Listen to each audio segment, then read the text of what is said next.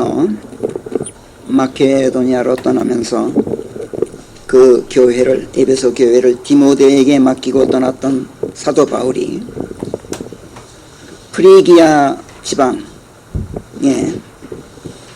파카티아나 지역의 그 하나의 그 가장 큰 도시인 라오디케아에서 이 디모데 전서를 써보냈어요. 그리고 디모데 후서는 약 1년쯤 뒤에 로마 감옥에 갇혀 있을 때 써보냈죠. 이 디모데 전서는 성령께서 바울을 통해서 디모데에게 내리신 일종의 목회 지침서다, 이렇게 우리가 처음 말씀드렸었어요. 오늘 그 마지막 장인 이제 6장을 살펴볼 차례입니다. 목회 지침서라면 한 지역교회에 속한 성도들에게 하나님의 말씀들을 바르게 가르쳐서 그들로 하여금 성경이 제시하는 건전한 교리와 법도에 따라서 그 성도들을 향하신 하나님의 뜻에 합치되는 신앙생활을 하도록 이렇게 인도함으로써 하나님께서 그들을 위해 세워놓으신 하나님의 경륜 목적이 그들 안에서 성공적으로 성취되도록 이루어지게 할 사명을 맡은 목회자, 그 목회자가 목회 사역을 어떻게 수행해 나가야 할 것인가에 대한 지침들이다. 그 지침들을 담은 책이다. 이게 지침서라는, 목회 지침서라는 뜻이겠죠. 그런데 지역교회라는 특정한 신앙 공동체 내에 목회자가 있다면 가정이나 직장이나 또는 관계하고 있는 어떤 사회단체 등과 같이 각양각색의 그 크고 작은 생활 영역 내에서는 그리스도인 한 사람 한 사람이 그 영역 내에서는 다 목회자들인 셈이다.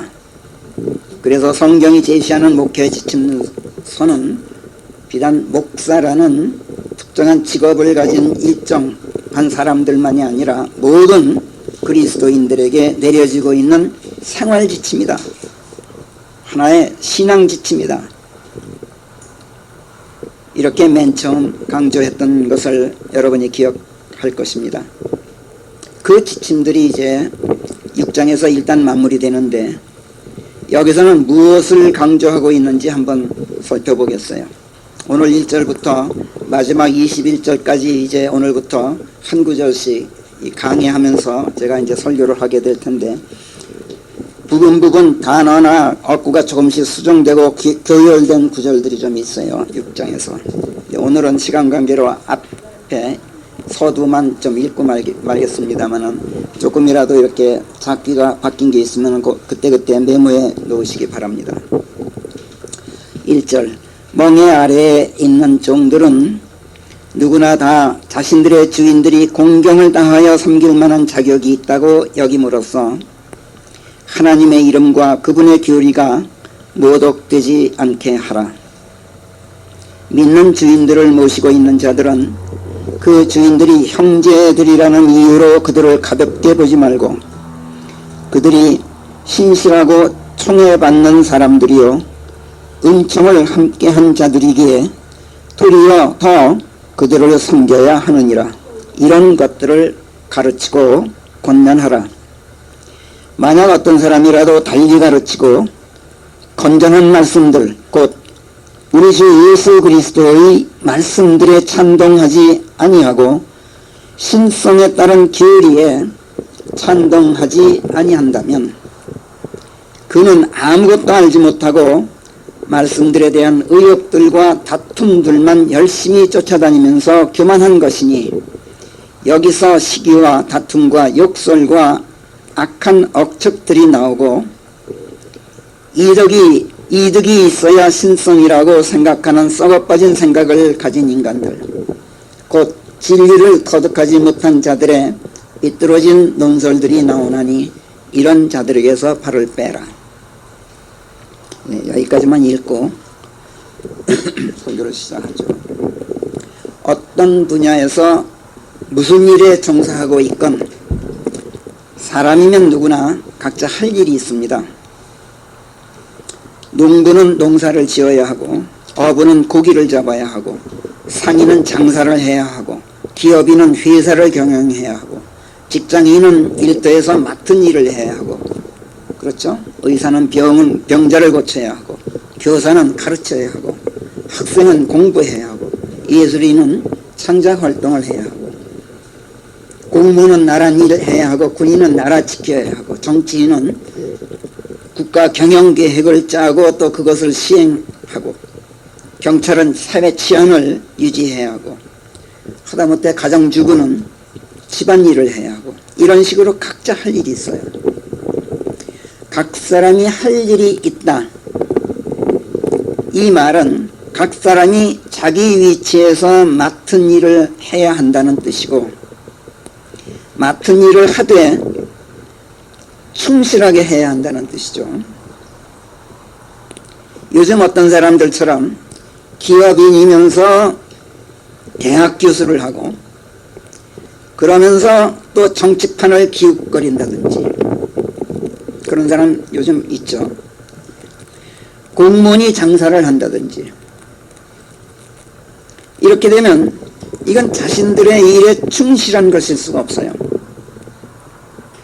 뿐만 아니라 사회 질서를 어지럽혀요.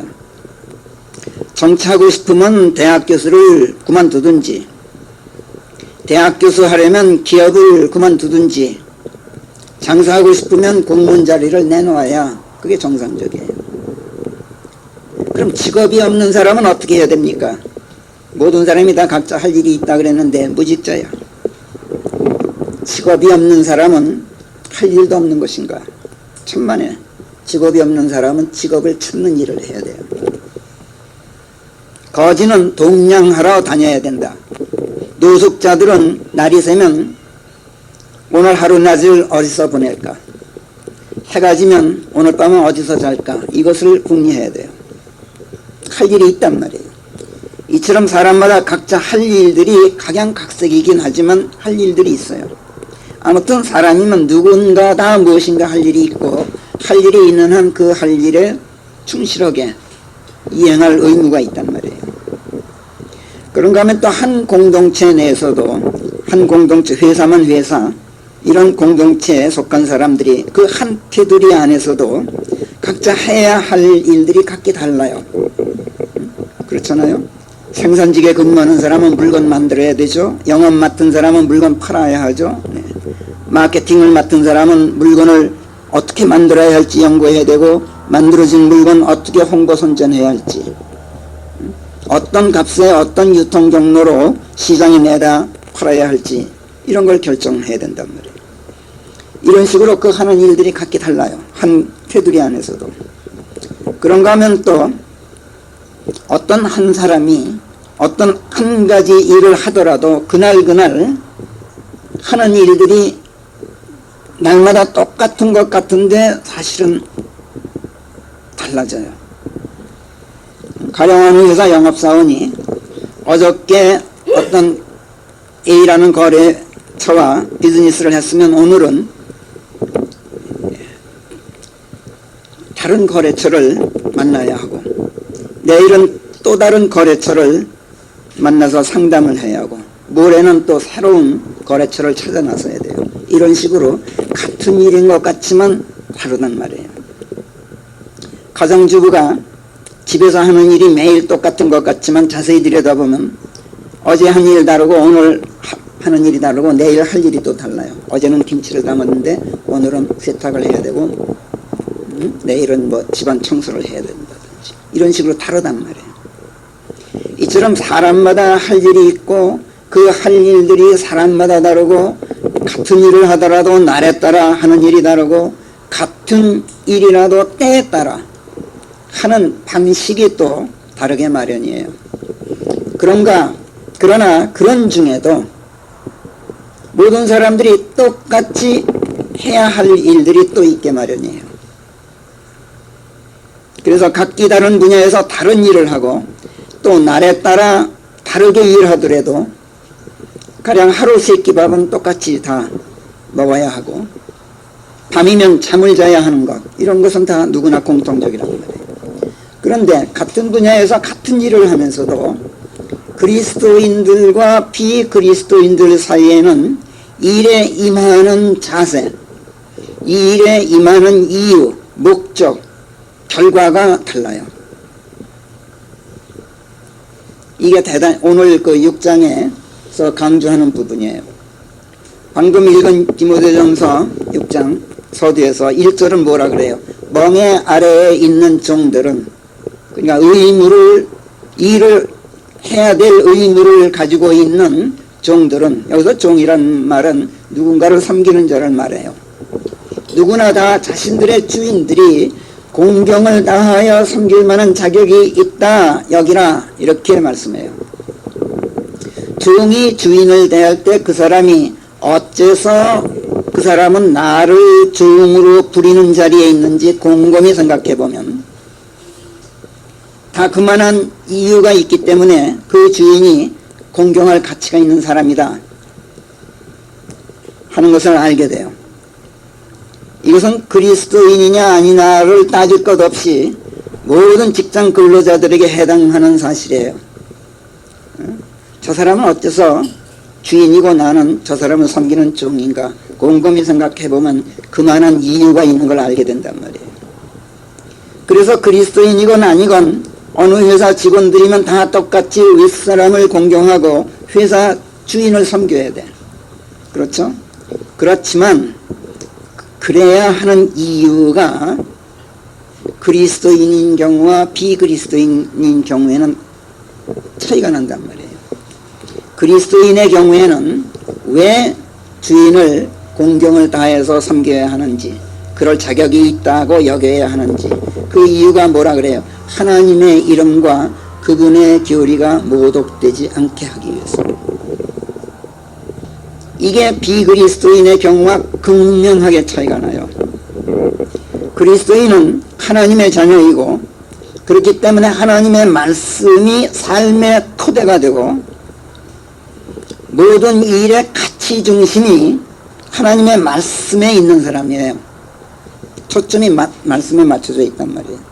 그래서 어떤 경우에도 하나님의 이름, 즉 하나님의 말씀에서 벗어나서는 안 되고 그분의 교리, 즉 말씀이 가르치는 말을 쳐버릴 수가 없는 사람이 그리스도인이에요.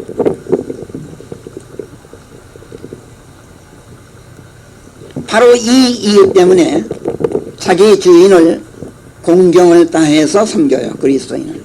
다른 이유가 아니라 바로 이 이유 때문에. 그래서 어떤 경우에도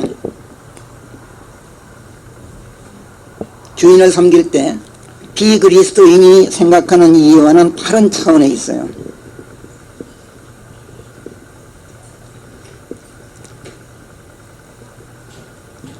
그렇게 하지 않으면 하나님의 말씀이 내 삶의 토대입니다. 그분의 교리가, 그분의 가르침들이 모든 일의 가치 중심이 되어 있습니다. 내게는. 이렇게 말하는 것이 거짓말이 되고 만단 말이에요. 그래서 하나님의 말씀을 모독하게 돼요. 그러니까 하나님을 지켜 세우면서 하나님을 욕하는 게 아니라 하나님을 지켜 세우고 찬양하면서 하나님을 욕되게 하는 것이 모독이라 그랬죠. 우리가 공부할 때. 그렇게 만들고 만단 말이에요. 그럼 비그리스도인은 어떤 이유에서 자기 주인을 섬깁니까? 여러 가지 이유가 있겠죠. 뭐 먹고 살자니 할 수 없이 뭐 그럴 수도 있고, 주인의 눈에 잘 들어서 남보다 빨리 좀 승진을 좀 해야겠다 뭐 이런 이유일 수도 있고, 또 아닌 게 아니라 주인이 참 존경할 만한 사람이다, 세상에 저런 우리 회사 사장님 같은 분 없다, 이래서 섬길 수도 있겠고, 여러 가지 이유가 있어요. 사람에 따라 다 다르겠죠. 근데 분명한 것은 비그리스도인의 경우에는 최소한 하나님의 이름과 그분의 교리가 모독되지 않기 위해서 주인을 섬긴다, 이것만은 아니란 말이에요. 그렇잖아요? 절대로 아니에요. 이유가 어찌되었건 공경을 다해서 섬기면 그만이지 하나님의 이름과 그분의 교리가 모독되지 않기 위해서 섬긴다고 해서 무엇이 달라지느냐? 이런 이유든 저런 이유든 잘 섬겼으면 되는 거지. 뭐 하나님의 이름과 그분의 교리가 모독되지 않기 위해서 섬기는 것과 다른 이유로 섬기는 것과 뭐가 다르냐? 이렇게 생각하기 쉽겠지만 아니요. 대단히 크게 차이가 나요. 아주 하늘과 땅만큼 차이가 나요. 하나님의 이름과 그분의 교리가 모독되지 않게 하기 위해 섬기는 그리스도인은 남보다 특별한 어떤 이득을 얻기 위해서 그러는 것이 아니라는 점이 달라요. 마음이 순수하고 시종일관 변덕 없이 섬기는 사람이에요. 다른 이유로 주인을 섬기는 사람은 그 이유가 퇴색하면 마음도 변하게 돼 있어요. 다시 말해서 우리 주인은 참 존경할 만한 사람이다. 그래서 잘 섬겼는데 알고 보니까 그게 아니더라. 그러면 마음이 떠나요. 근데 그리스도인은 안 그래요. 그게 차이가 난다. 왜? 초점이 달라요. 그리스도인은 하나님을 생각하고 있지 사람을 생각하고 있질 않아요.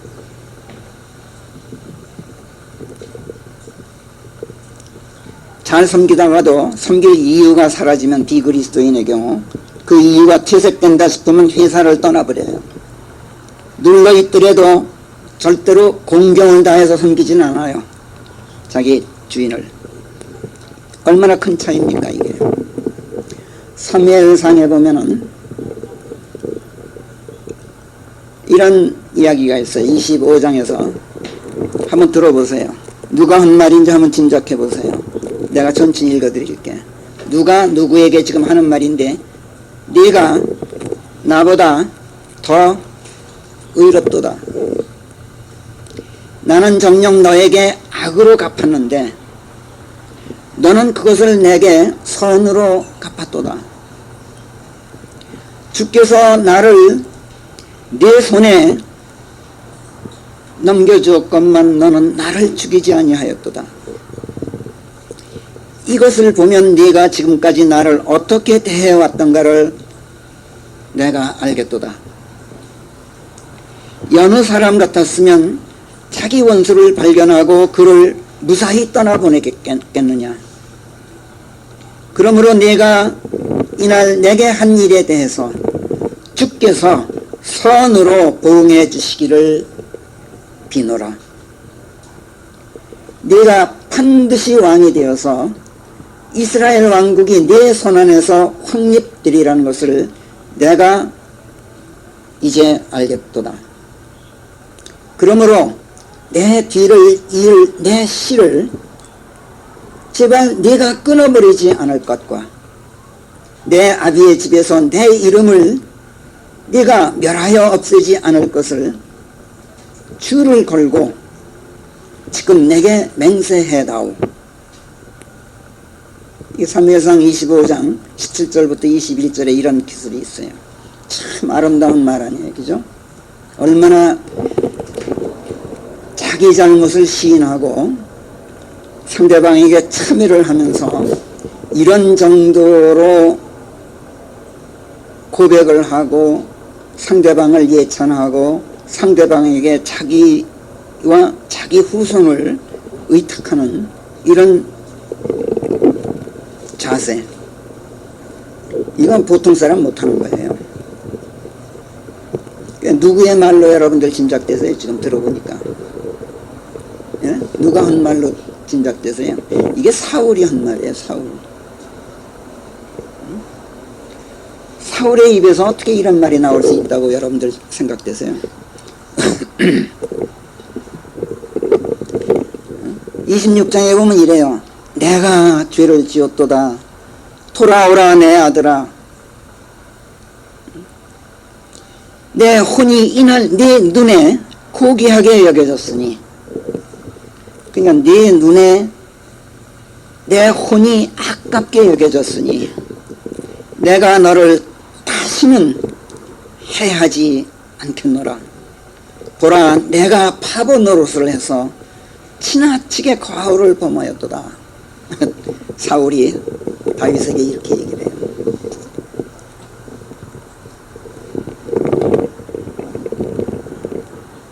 다윗을 못 죽여서 안달이던 사울이 한 말이란 말이에요. 아무리 읽어봐도 사울이 이처럼 하나님의 면전에서 다윗에게 자기 죄를 고백하고 있는 말이라고는 얼른 믿어지지가 않아요.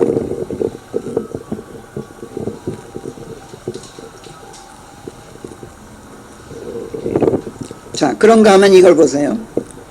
주의 기름 부으심을 받은 이라는 것을 내가 알면서도 내 손을 그에게 뻗어 그를 퇴적한다니, 주께서는 내가 주의 기름 부음을 받은 내 주인에게 이런 짓을 하는 것은 결코 용납지 아니하시리라. 이건 금방 아시죠? 이건 다윗이 한 말이에요. 그러면서 자기 부하들이 사울을 죽일 수 있는 절호의 찬스에서 그것을 제지해요. 여러분들은 사울이 잠잘 때 그 장막에 들어가서 어떻게 했다 이런 얘기만 알고 있는데, 제일 처음에는 사실 그게 아니에요. 사울이 다윗을 잡으러, 다윗을 죽이러 공격해 왔는데 동굴에서 뒤를 보고 있었어요. 잠도 안 자고 있는 거야. 뒤를 보고 있어요. 성경에서 뒤를 본다는 이야기가 딱 2번 나오는데 옷자락으로 발을 덮다 이렇게 표현해요. 영어로. 뒤를 볼 때 쭈그리에 앉으면 긴 옷자락이 발을 덮잖아요. 그죠? 그래서 그의 옷으로 발을 덮더라. 이게 뒤를 본다는 얘기예요. 사울이 뒤를 봤어. 근데 그 동굴에 다윗이 숨어 있었어요. 그래서 사울은 그것도 모르고 뒤를 보는 사이에 그거 그냥 툭 찔러 죽이면 그만이에요. 근데 다윗이 안 죽여. 안 죽이고 옷자락을 살짝 잘라와요. 증거로. 그리고 살려보내요. 그러니까 사울은 그것도 몰라요. 나중에 알아요. 다윗이 보여주는 옷자락을 보고 알아요. 그리고 그때 이제 헛소리예요. 야, 네가 나를 그만큼 아껴줬느냐.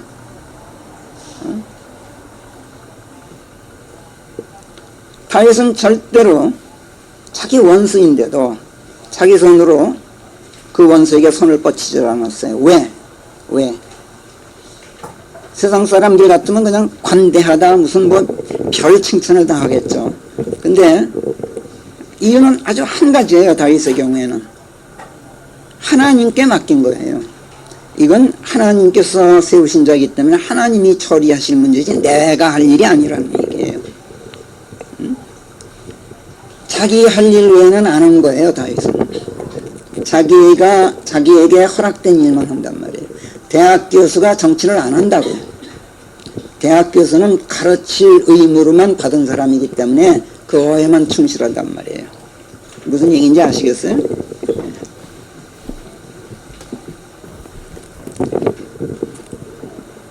자, 그렇다면 하나님께서 당신이 기름을 붓고 이스라엘 왕으로 세운 그런 사울에게서 왜 떠나셨던가? 하나님께서 사울을 버리셨어요. 왜 그러셨어요? 여러분들 잘 아시죠? 3만 병거의 기병 6천을 이끌고 필리스티아인 군대가 쳐들어왔어요. 이스라엘에. 병거가 3만이야. 병거가. 기병이 6천이야. 그리고 나머지 군대는 그야말로 바다의 모래와 같았도다. 이렇게 사무엘상 13장 5절이 말해요. 사울이 이끄는 군대는 600명밖에 안 될 때예요. 그때 길갈에 있을 때인데 얼마나 무서웠겠어요. 그래서 이스라엘 백성이, 이스라엘 병사들이 자기네들이 꼼짝없이 갇혔다는 것을 알게 되자 백성이 동굴이며 덤불이며 바위 틈이며 산당들이며 구덩이들 같은 데 몸을 숨기고, 이렇게 기록되어 있어요. 13장의 사무엘상. 공포에 질려서 덜덜 떨면서 사울의 얼굴만 쳐다보고 있어. 이런 절체절명의 위기 앞에서 이스라엘이 할 수 있는 일은 한 가지밖에 없어요. 항상 어느 경우에나 딱 한 가지밖에 없어요. 하나님께 번제를 드리고 하나님께 도움을 요청하는 거예요. 그게 룰이에요. 그리고 반드시 응답하셔야 하나님께서. 그런데 무슨 까닭인지 하나님께 번제를 올려야 할 사무엘이 지정된 날짜에 도착을 안 했어. 약속 날짜에 도착을 안 했어. 이게 다 하나님께서 그렇게 만드신 거예요. 그래서 백성이 사울을 버리고 다 뿔뿔이 도망가. 그러니 이게 보통 문제가 아니야, 사울로서는. 그래서 하는 수 없이 사울이 사무엘을 대신해서 자기가 하나님께 번제를 드렸어요.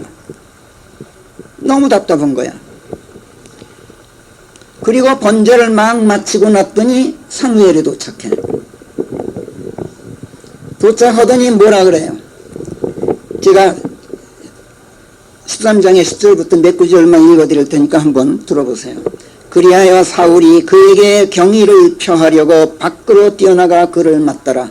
사무엘이 도착하니까 이제 반갑게 맞아주는 거예요, 왕이. 그런데 사무엘이 말하기를 그대가 무슨 짓을 한 것이요? 하니 사울이 말하기를 내가 보니 백성은 내게서 떠나 뿔뿔이 흩어지는데 당신은 정해진 날에 당도하지 않는 것이었고 필리스티아인들은 미크마스에 집결하는 것이었소이다.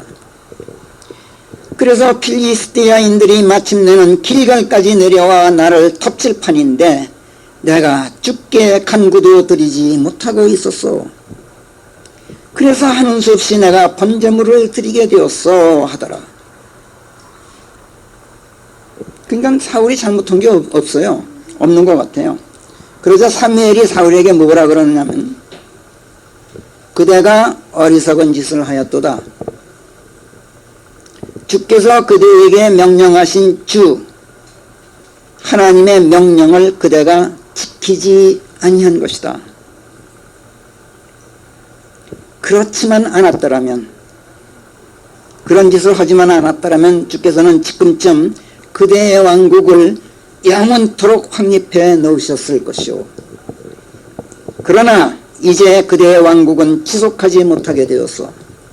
주께서 그대에게 명령하신 것을 그대가 지키지 아니하였은즉 주께서는 당신 자신의 마음에 따라 한 사람을 이미 찾아 놓으셨다오. 다윗을 이미 기름 부어 놓으셨잖아요. 주께서는 이미 그대로 당신의 백성을 다스릴 대장이 되라고 명령해 놓으셨소 하더라. 이렇게 돼 있어요. 사울이 하나님께 번제를 드리고 그분의 도우심을 간구한 것은 잘한 일처럼 보여요. 그러나 그것은 그가 할 일이 아니었던 거예요. 하나님께서는 아무리 좋은 일이라도 그가 할 일이 아니면 그걸 받지 않으셔요. 받지 않으시기만 하는 게 아니라 그에게서 떠나셔요.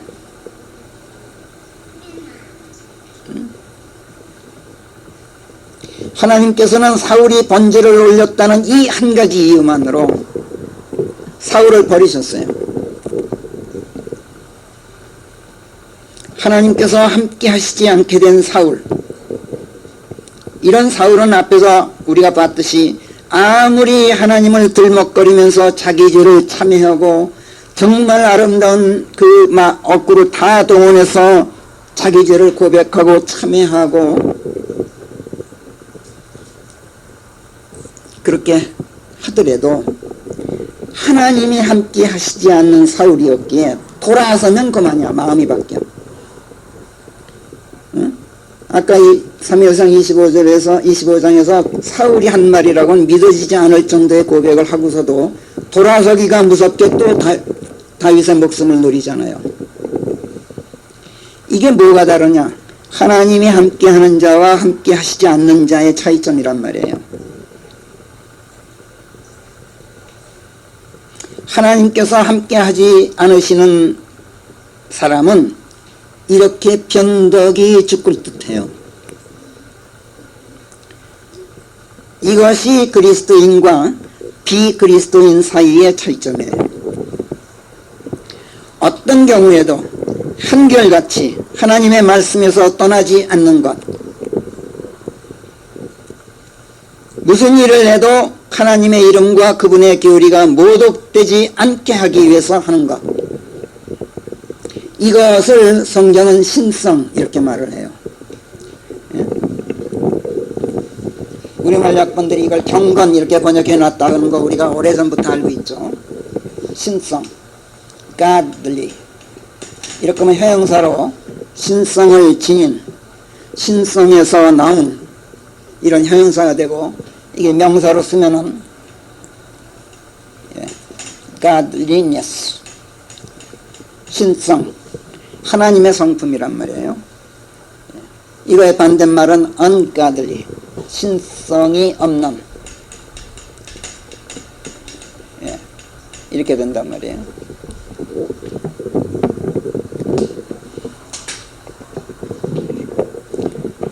모든 것이 하나님 중심이고 하나님의 말씀에서 떠나지 않고 믿음에서 떠나지 않고 하나님의 눈으로 보고 하나님의 귀로 듣고 하나님의 마음으로 이해하고, 이게 신성이란 말이에요. 그리스도인은 무슨 일을 해도 하나님의 신성으로 하지 사람의 인성으로 안 해요. 이게 그리스도인과 비그리스도인 사이의 차이점이에요. 겉으로는 똑같아요. 똑같이 겸손하고 똑같이 온유하고 똑같이 정중하고 똑같이 화평해도 그리스도인은 신성으로 그리고 비그리스도인은 인성으로 한단 말이에요. 뭐가 다르냐? 아까 이미 말씀드렸죠. 그리스도인은 한결같아요. 왜? 하나님이 한결같으시기 때문에. 근데 사람의 인성으로 하는 것은 변덕이 죽을 듯해요. 한결같을 수가 없어요. 상황이 바뀌면 변할 수밖에 없게 돼 있단 말이에요. 그게 인간이에요. 디모데전서는 1장부터 6장까지 목회 지침서이면서 그 목회 지침의 초점을 어디에 맞추고 있느냐 하면은 이 신성, 여기에 맞추고 있어요. 그러니까 디모데전서의 핵심 주제는 뭐냐? 그것은 godliness예요. 신성. 신성이 아니라 신성, 인성의 반대. 이 성격에는, 본성에는 세 가지가 있어요. 성경에. 하나는 신성, 또 하나는 인성, 그 다음에 또 하나가 뭐예요?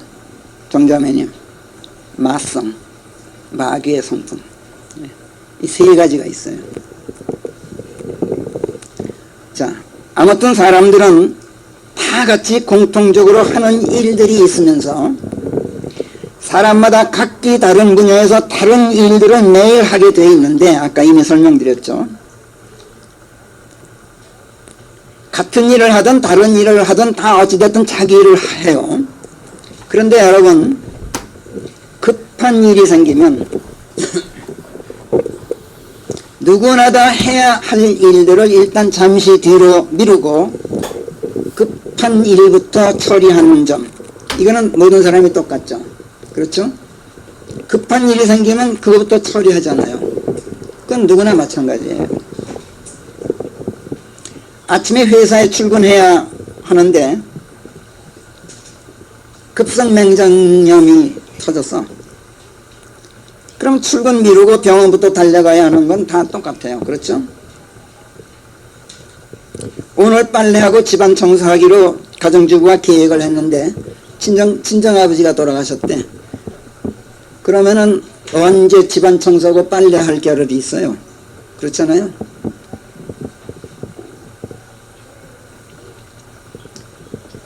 오늘 군부대가 어떤 훈련을 하기로 예정이 되어 있는데 전쟁이 터졌어. 그러면 언제 한가하게 훈련하고 자시고 할 겨를이 있어요? 즉각 전쟁에 투입돼야 되지 않아요? 이처럼 무슨 일을 하더라도 다급한 일부터 먼저 처리해야 하는 것은 모든 사람이 다 똑같은데, 이런 다급한 일들이 매일 터지는 것은 물론 아니에요. 그렇지만 잘 들여다보면 좀 사소해서 사람들이 대수롭지 않게 여겨서 그렇지 사실은 매일 다급한 일들이 생겨요. 누구에게나. 모든 분야의 모든 사람들에게 매일 다급한 일이 생겨요. 여러분들은 오늘 어떤 다급한 일이 생겼습니까? 잘 생각해 보세요. 사소한 일 같지만 화장실이 급할 때 화장실부터 찾는 일만큼 중대하고 다급한 일이 없어요. 그렇잖아요? 몇 시 어디서 누구와 내가 중요한 약속이 있어 오늘. 근데 차를 몰고 가다가 타이어가 펑크 났어. 그러면 만사 제쳐놓고 타이어 갈아 끼는 일부터 해야 되잖아요. 그것보다 더 다급한 일이 어디 있어요? 그렇지 않습니까? 이 다급한 일부터 먼저 해결해야지. 그렇지 않으면 아무것도 안 돼. 그 다음에 다 엉클어지고 말아.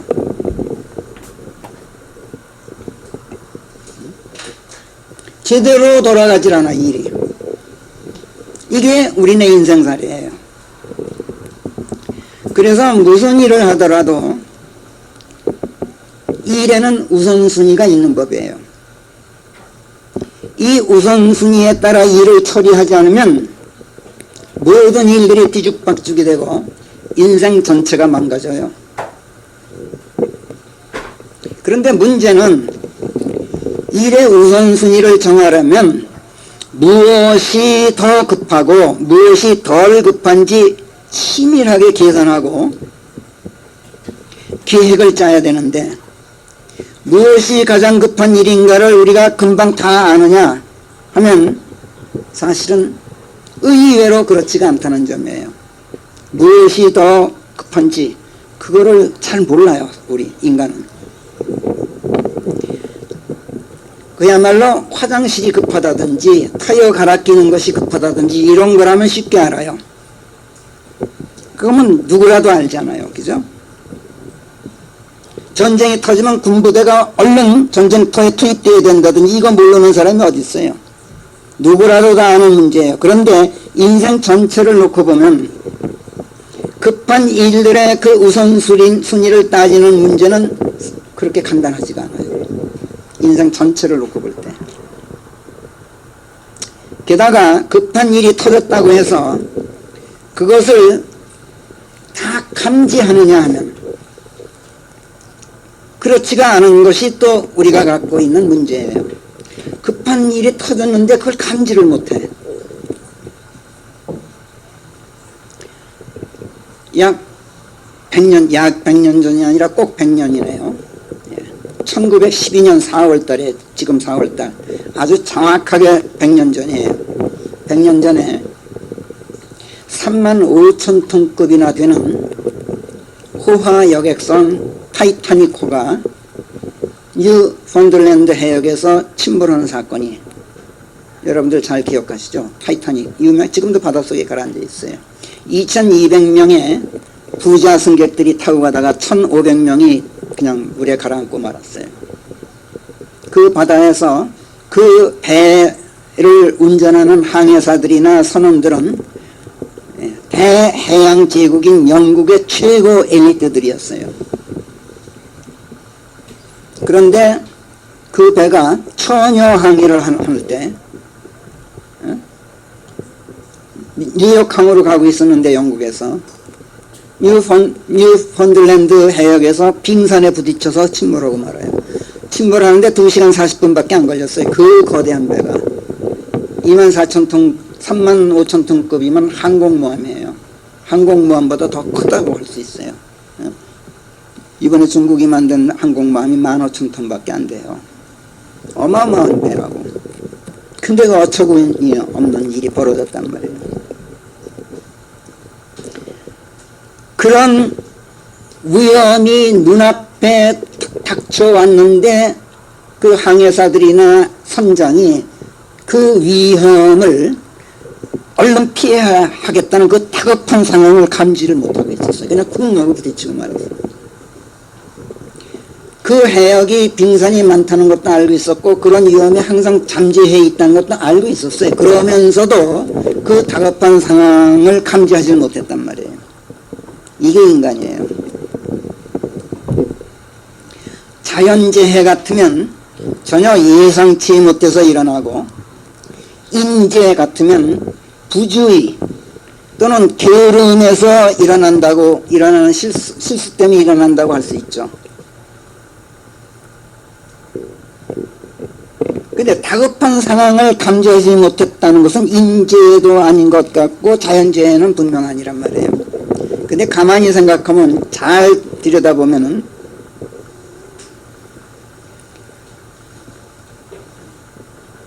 사실은 다급한 상황에 대처하기를 귀찮아한 데서 나와요. 아주 우스운 데서 터져요. 일이 아무것도 아닌 데서 터진단 말이에요.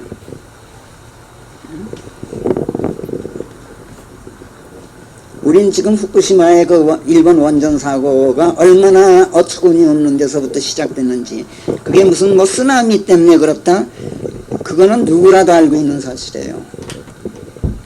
그때 어떻게 대처해야 되는지 그거를 다 매뉴얼이 있는데 귀찮아했어요. 그걸.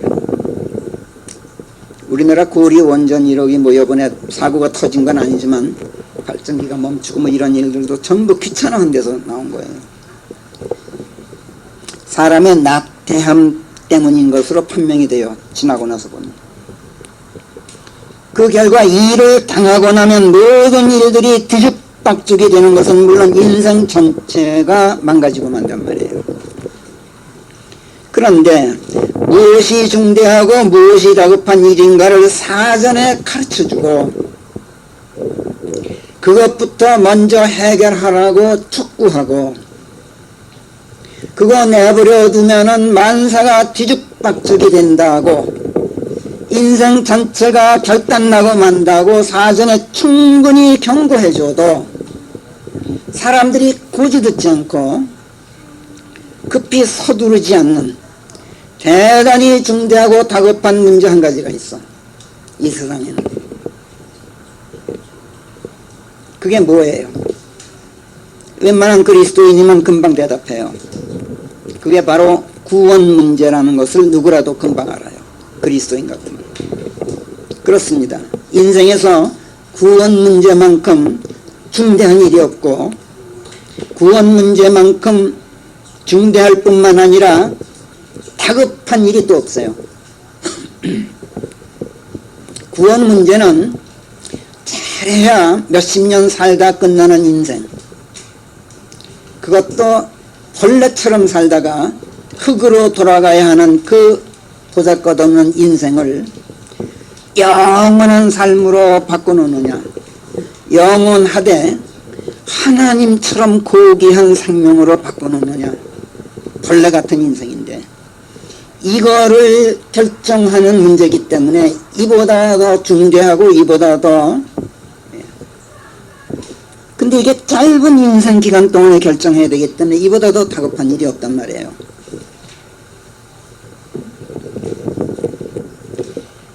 이 문제를 오늘 지금 당장 해결해 놓지 않으면 영원히 때를 놓칠 수도 있기 때문에 이보다 더 다급한 문제가 또 없어.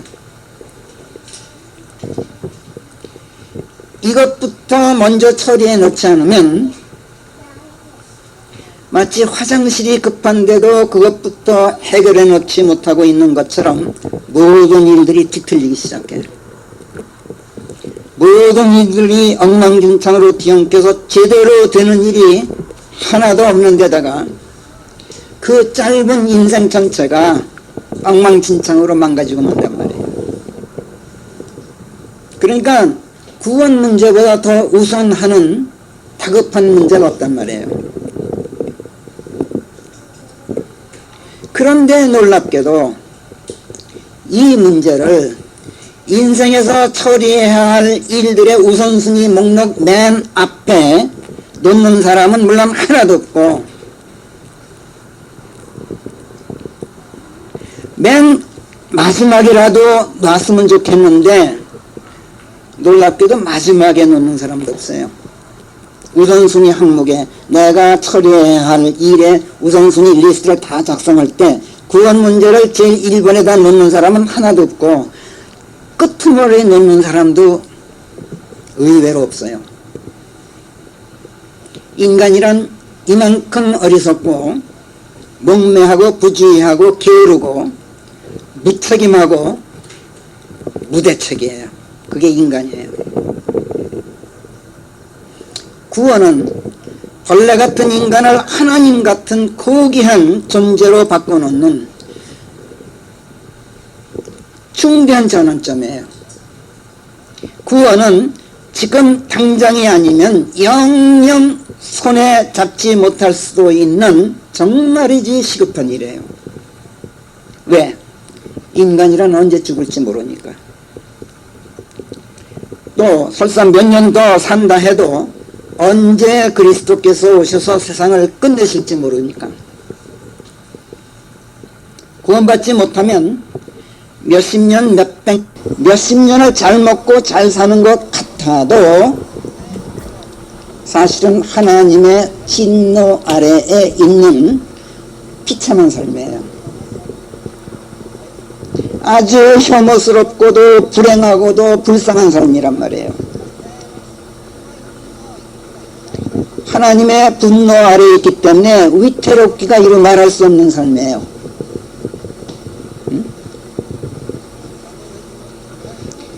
그러고도 강건해야 80이야. 그 날들이 인생 70이고 강건해야 80이야. 성경에서 그렇게 말씀하잖아요.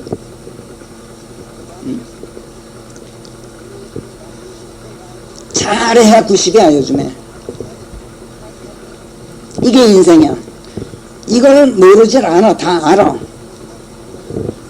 그러면서도 마치 영원히 살 것처럼 행세하면서 자기 자신을 기만하고 살고 있어요. 그러다가 파멸의 비극으로 끝내는 게 우리네 인간이란 말이에요. 그래서 하나님께서는 이것을 성경에서 사람들에게 계속 상기시켜 주시고 그들을 당신께로 불러내시고 불러내신 자들을 권능과 영광을 하나님께서 가지고 계신 그 권능과 하나님의 영광을 펼쳐 보이시려고 세상에 그 사람 불러내신 사람들을 사용하셔요. 그래서 그 사람들을 아주 가치 있는 사람들로 아주 영광스러운 사람들로 고귀한 삶을 살 수 있게 해주실 뿐만 아니라 영원한 생명에 대한 약속을 주셔요.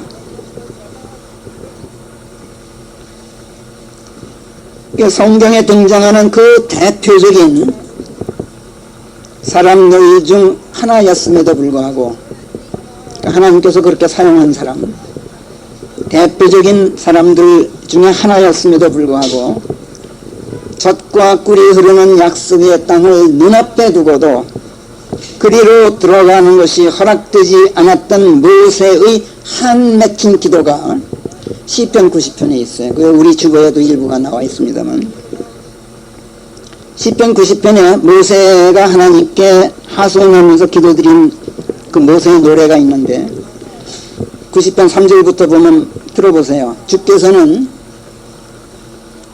인간을 파멸로 향해 가게 하시고 말씀하시기를 그리로 돌아가라. 인간을 파멸로 돌아가게 하나님께서 만들어 놓으시고 뭐라 그랬으냐면 파멸로 돌아가라.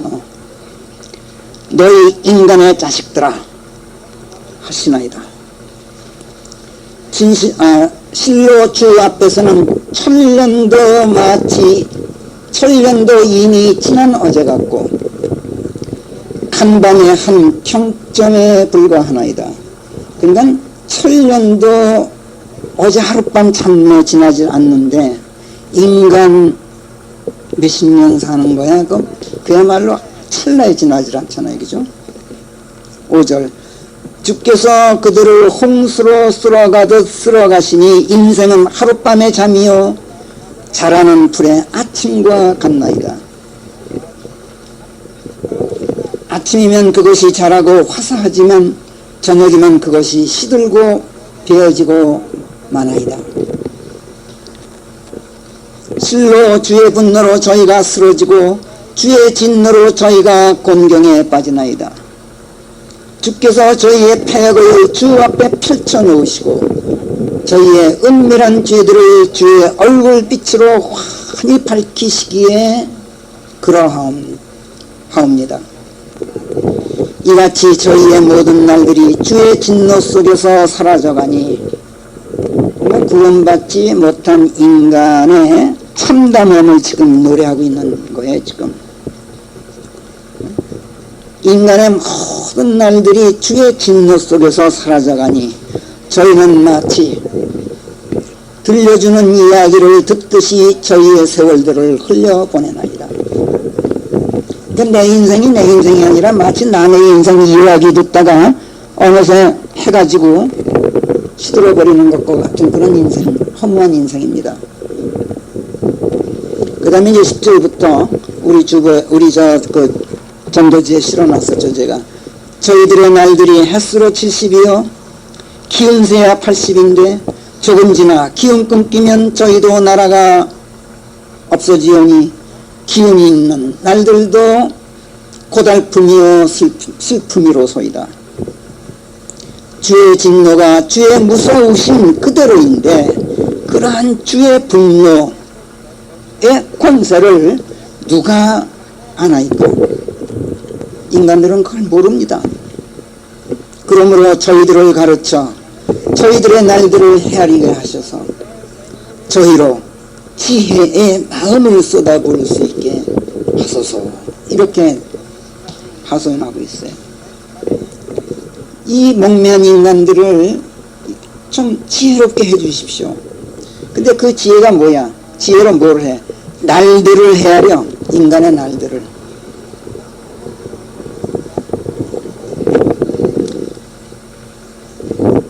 우리는 하룻밤 잠에 불과한 인생의 덧없음을 일깨우는 이런 그 모세의 노래 앞에서 그것도 하나님의 진노 아래에 놓인 인생의 그 비참함을 지적하고 있는 이 말씀 앞에서 정말이지 구원의 중대함 그리고 그 다급함을 깨닫지 않을 수가 없어요.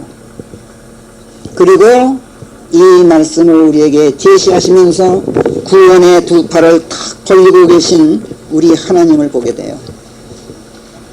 구원받지 못한 삶은 아무리 잘 먹고 잘 살아서 거짓을 구하는 삶이에요.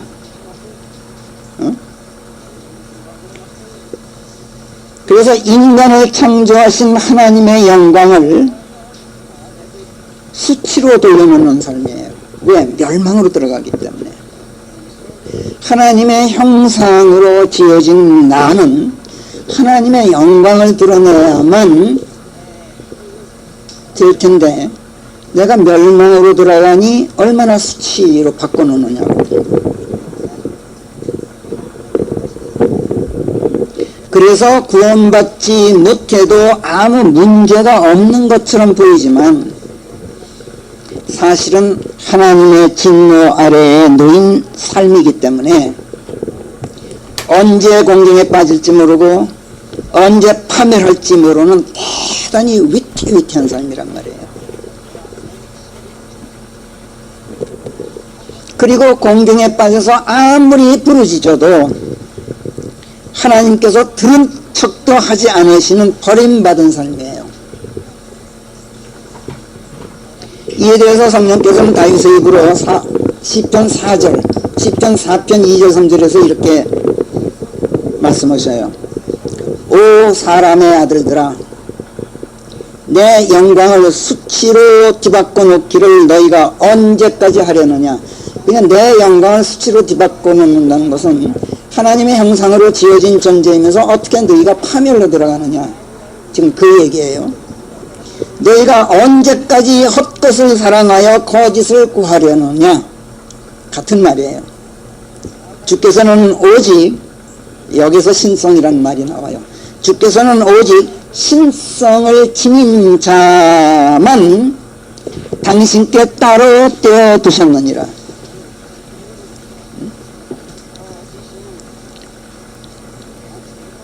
그리고 그분을 부를 때에 주께서 들으시게 마련이니라. 이렇게 말씀해요.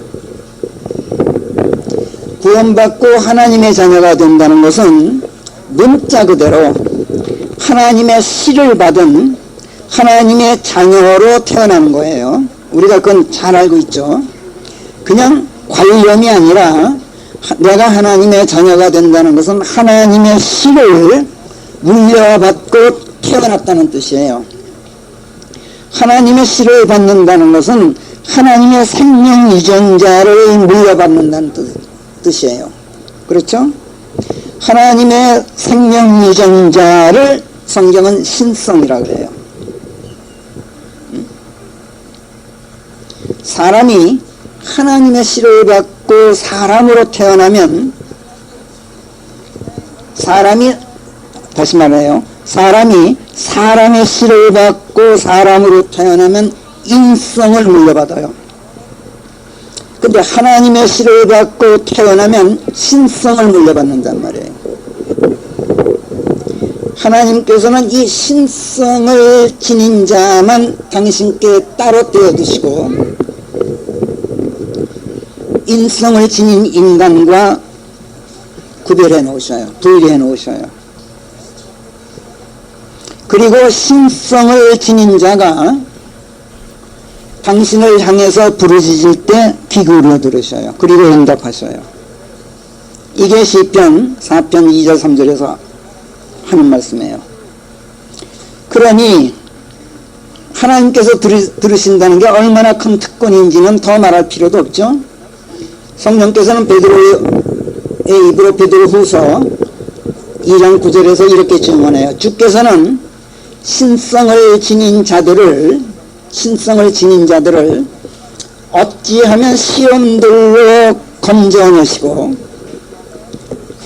그렇지 못한 자들을 어찌하면 심판의 날까지 갇혀있게 하셨다가 벌받게 하실는지를 훤히 잘 알고 계신다. 이런 말씀이 있어요. 그러니까 구원 받느냐 못 받느냐 하는 문제는 하나님께서 들으시는 그 특권, 항상 하나님께서 귀 기울여 들어주시는 그 특권을 갖고 있느냐 못 갖고 있느냐 하는 아주 대단히 중대한 문제일 뿐만 아니라 언제라도 시험에 빠질 때 건져내 주시는 은혜 안에 놓이느냐 못 놓이느냐 하는 대단히 다급한 문제예요. 극단적으로 표현할까요? 여러분들 비행기 타고 갈 때요, 그 비행기 추락해서 떨어져 죽느냐 안 떨어진 무사히 가느냐가 그걸로 결정돼요. 그렇게 다급해요.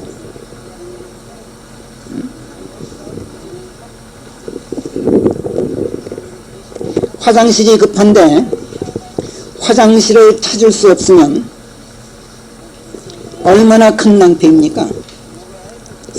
여러분 그런 일 당해보시잖아요. 타이어가 빵꾸 났는데 갈아 끼울 타이어가 없어. 또는 갈아 끼울 기술이 없어. AS를 불렀는데 아무리 기다려도 오질 않아. 얼마나 난감합니까? 이렇게 사소한 시험들도 벗어나지 못하면 그 곤경이 이루 말할 수가 없는데, 이 문제만 아닌데 하늘들이 병음과 함께 사라지고 땅과 그 안에 만들어져 있는 것들 모두가 불에 타 없어지고 모든 것들이 촛농 녹듯이 녹아 없어질 날들이 들이닥치는 그야말로 그 절체절명의 위기가 닥쳐왔을 때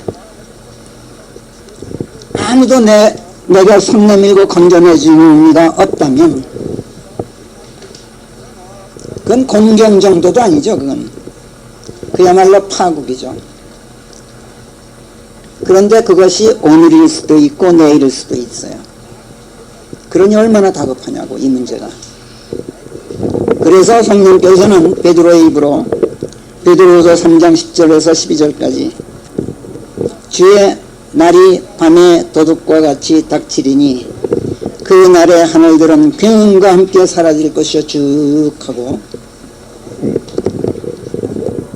그러므로 사랑하는 형제들아 너희가 이런 것들을 기다리고 있음을 알고 너희가 흠없고 책 잡힐 일 없이 그분께 발견되고자 힘쓰라. 신성을 지니도록 힘쓰라. 이렇게 가르치고 있어요. 그러면서 뭐라 그래요? 주의 오래 참으심이 곧 구원이라고 여기라. 너 구원받았다 그래서 큰소리 치지 마라. 신성이 함양되지 않으면은 그 구원 헛거야. 너 신성을 기르라고 지금 주께서 오래 참고 계신 거야. 네게 주어진 시간이 인생 몇십 년 남았어. 그 시간 신성을 기르는 데에 사용해. 얼마 안 남았어 시간. 그러면서 우리의 사랑하는 형제 바울도 베드로가 하는 말이에요. 우리의 사랑하는 형제 바울도 자기에게 주어진 지혜에 따라 너희에게 썼던 것과 같이 하라 라고 당부를 하고 있어요. 그래서 우리가 지금 바울이 우리에게 쓴 글들을 지금 공부하고 있는 거예요. 그리고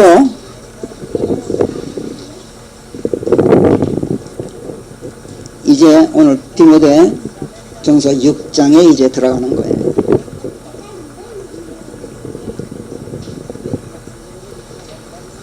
어떤 부류의 사람들이 되어서 전적으로 거룩한 생활 태도와 거기 조금 고치셔야 돼. 베드로후서 3장 11절 열어보세요.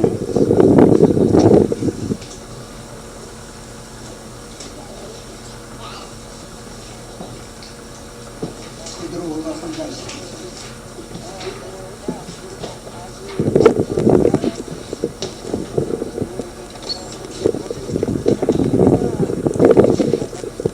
제가 한번 읽을게요. 3장 11절. 그렇다면 너희가 어떤 부류의 사람들이 되어서 전적으로 고치세요. 전적으로 거룩한 행실이 아니라 생활태도와 신성 안에 있게 된 가운데 하나님의 날이 임하기를 기다리며 서둘러야 마땅하겠느냐.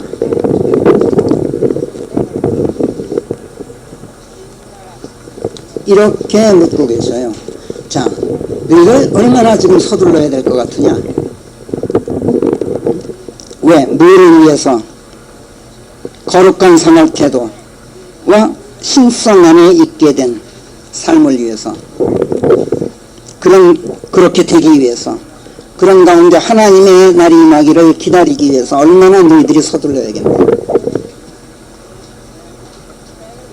그리고 베드로의 입으로 이렇게 촉구하시면서 우리의 사랑하는 형제 바울도 자기에게 주어진 지혜에 따라 너희들에게 썼다. 그거 그대로 해라. 이렇게 당부하고 계셔요. 명령하고 계셔요. 그래서 우리가 지금 바울을 통해 전달되는 하나님의 말씀들을 공부하고 있는 중이고 오늘부터 이제 디모데 전서 6장 공부를 이제 시작하고 있는 것인데 우리가 지금까지 공부해 왔듯이 디모데 전서 1, 2, 3, 4, 5, 6장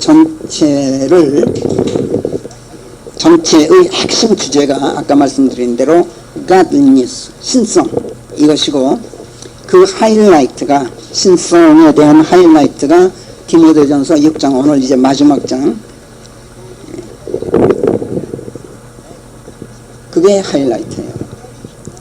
자, 그럼 이제 본문으로 돌아가서 1절부터 있기 때문에 첫 부분 몇 구절들만 살펴보고 오늘 설교를 마치도록 하겠어요.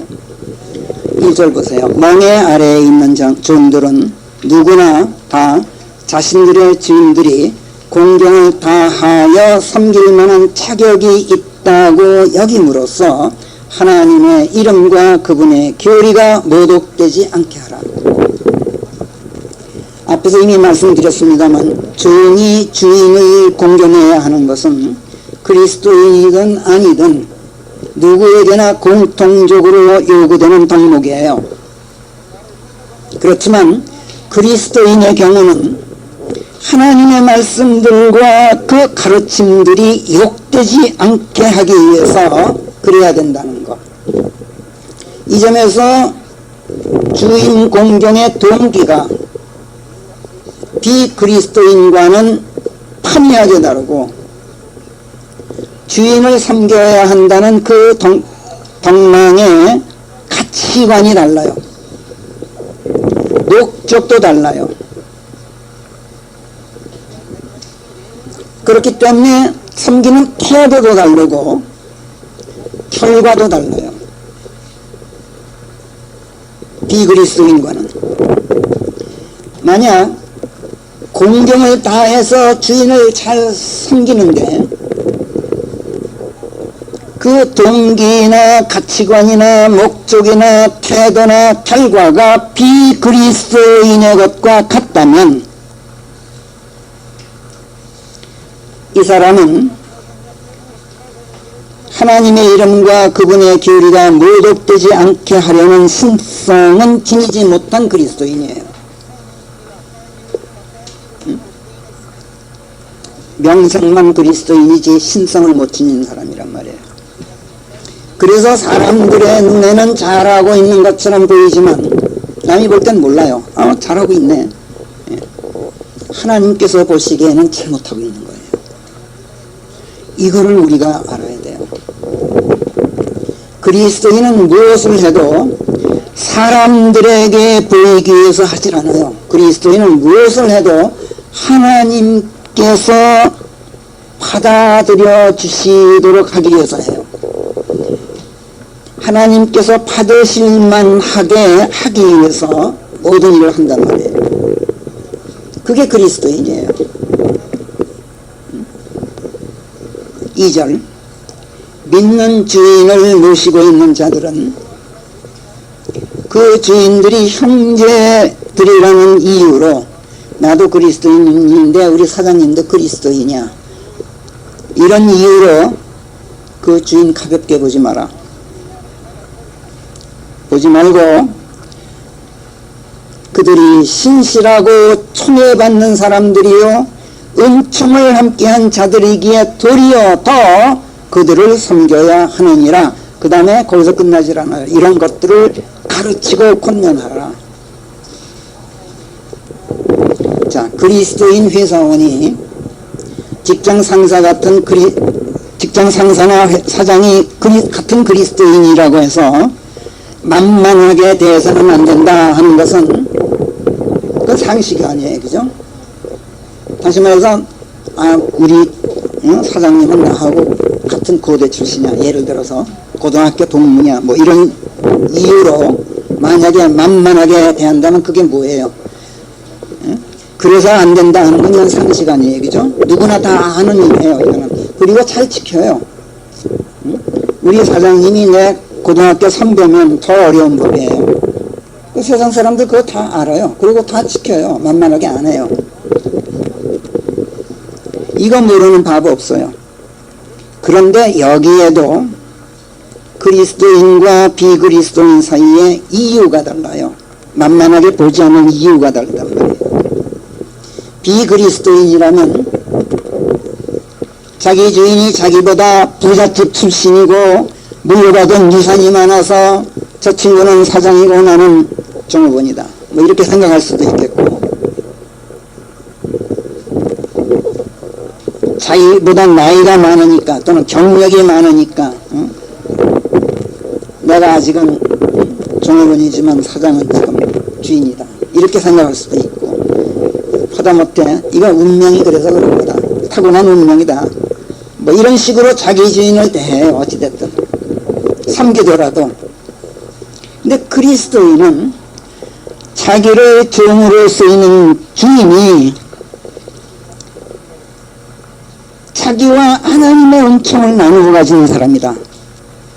나도 하나님의 은총을 받고 있고 우리 사장님도 하나님의 은총을 받은 사람이다.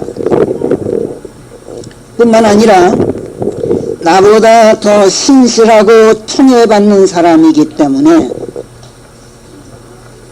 우리 사장님은 사장님이시고 주인이 되고 나는 그분을 섬기는 종의 자리에 있다. 이거를 스스로 인정하고 고백할 줄 아는 신성으로 주인을 대해요. 이게 큰 차이란 말이에요.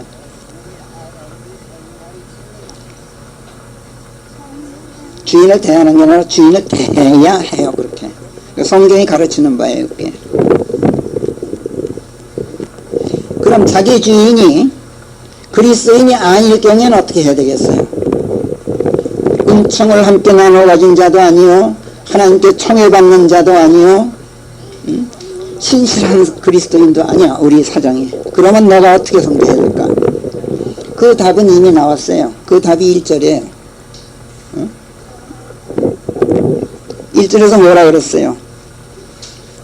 그리스도인이건 아니건, 자기 주인이 그리스도인이건 아니건 공경을 다하여 섬길 만한 자격이 있다고 인정하고 섬겨라. 왜? 그래야 네가 하나님의 이름과 그분의 교리를 모독하지 않게 되는 것이기 때문에. 그러니까 기준이 있어요. 정확하게 그리스도인에게는. 성령께서는 이런 것들을 가르치고 권면하라고 촉구하고 계셔요. 그러면서 뭐라 그러시냐면, 만약 달리 가르친다면, 어떤 사람이라도 달리 가르치고 건전한 말씀들, 즉 우리 주 예수 그리스도의 말씀들에 찬동하지 않는다면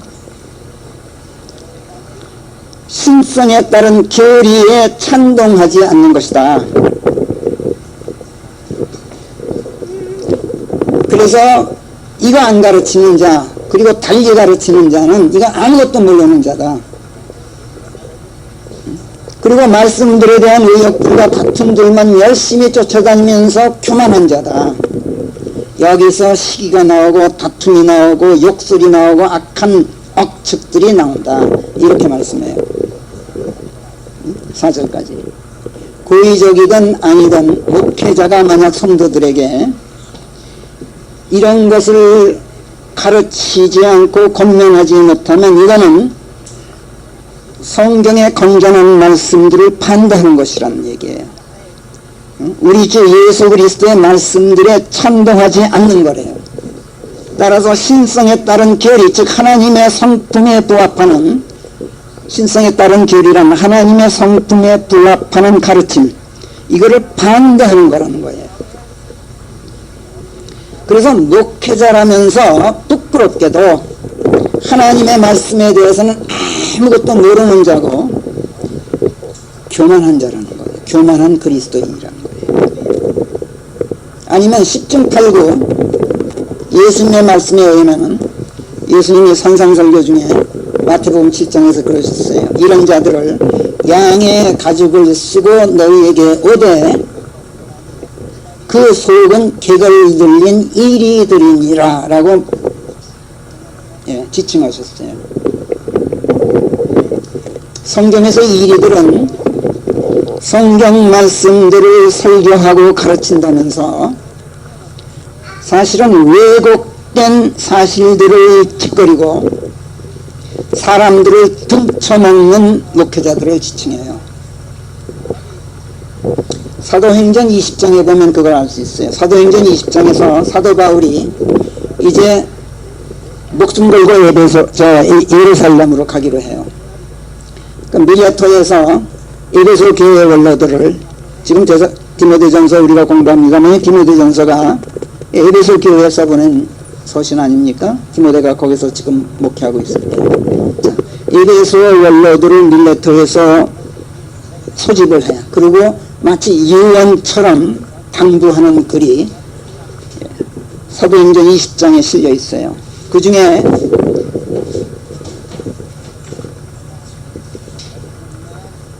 28절부터 보면 이렇게 돼 있어요. 그대들 자신을 조심하고, 지금 에베소 교회 원로들이랑은 전부 목회자급을 말해요. 그대들 자신을 조심하고 성령께서 그대들을 감독자들이 되게, 감독자들이 목사들하는 얘기죠. 그러니까 원로들을 보고 지금 그러는 거예요. 그대들 자신을 조심하고 성령께서 그대들을 감독자들이 되게 하여 맡기신 모든 양떼에게 주의를 기울여라. 그러니까 너희부터 주의하고 양떼들한테 주의를 기울여라. 그래서 하나님께서 자신의 피로 사신 교회를 먹여라. 그러니까 목회 지침을 내리고 있어요. 사도행전 20장에서. 그러면서 29절, 이는 내가 떠난 뒤 극악 무도한 이리들이, 여기서 이리들이 나와요. 극악 무도한 이리들이 그대들 가운데로 들어와서, 교회 안으로 들어와서 양들을 남겨두지 아니하리라는 것, 이것을 내가 알기에 이르는 말이니라. 여러분, 교회에 거짓 목자가 들어올 거요. 그것들은 개걸 들린 이리들이요, 양의 가죽을 쓰고 올 겁니다. 그런데 성도들을 등쳐먹는 이리들일 거요. 주의하십시오. 지금 그렇게 설교하고 있는 거예요, 바울이.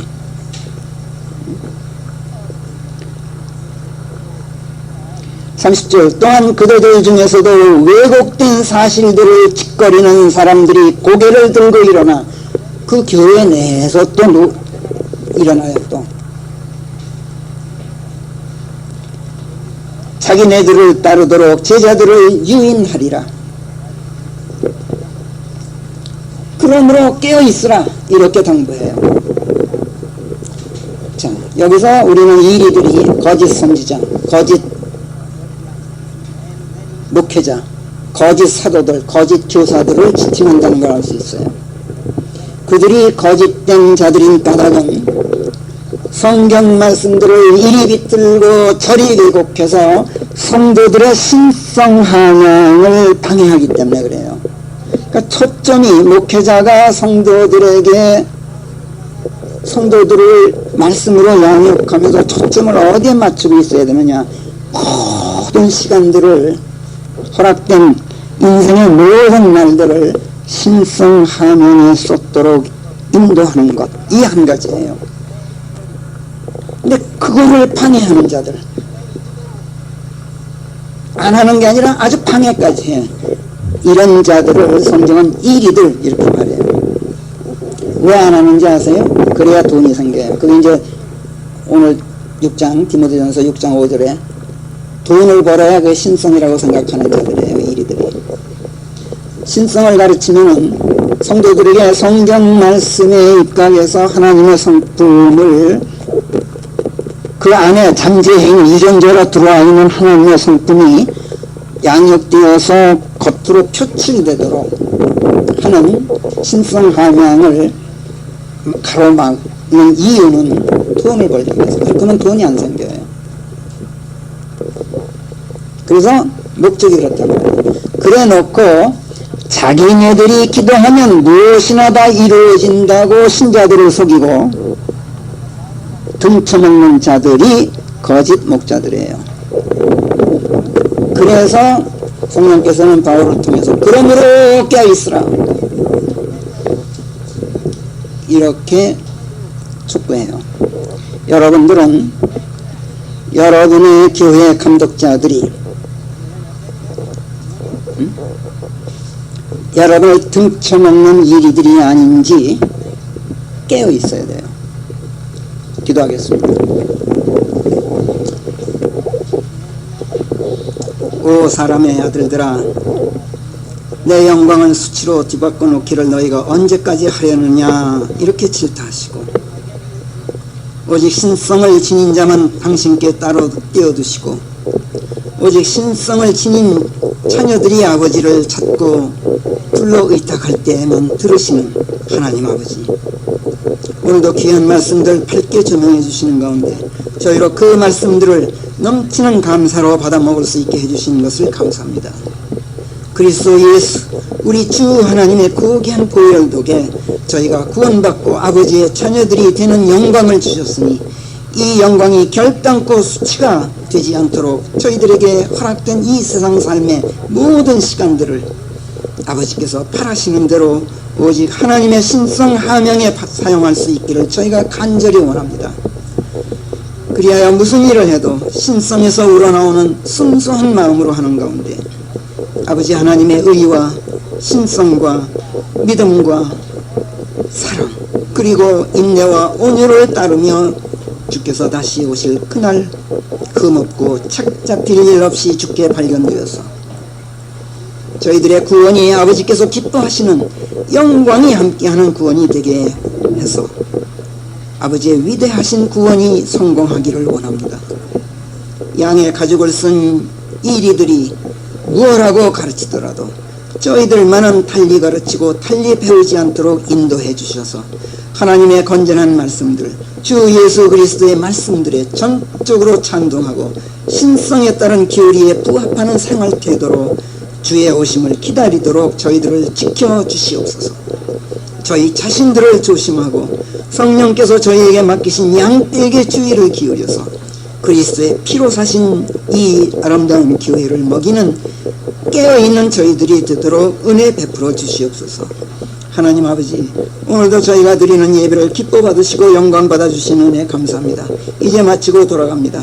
자녀들의 귀갓길 안전하게 지켜주시고 다시 모일 때까지 또 한 주간 동안 그 하루하루가 말씀들에서 우러나오는 하나님의 신성을 함양하는 시간들이 될 수 있도록 이끌어 주시옵소서. 해외여행 중인 우리